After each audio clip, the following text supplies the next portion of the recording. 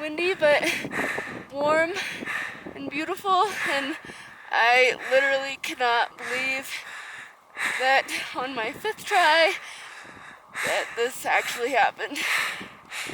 I'm Melissa Arnot. I'm an Eddie Bauer mountain guide.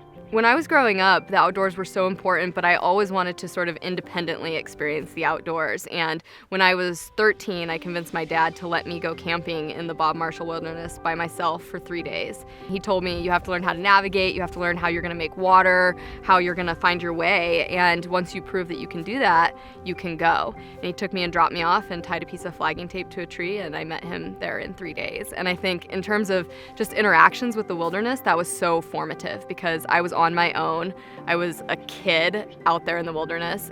When I had the opportunity to go to Everest the first time in 2008, I was the least experienced member of our team, and it was amazing. It was exactly the way that you should go to the big Himalayan mountains. I was mentored by somebody who was very experienced, who taught me truly the ropes of how to climb over there.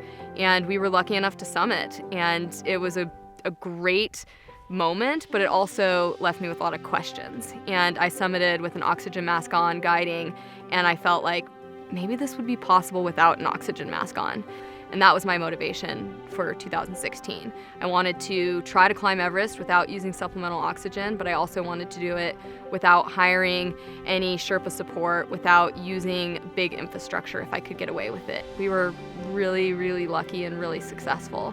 And it was the most emotional moment of my life in terms of just the gratification of knowing that I had put in so many years of hard work and I'd been turned away so many times, and I had this question mark of, can I do this? And so I'm glad that I can walk away saying I can do that.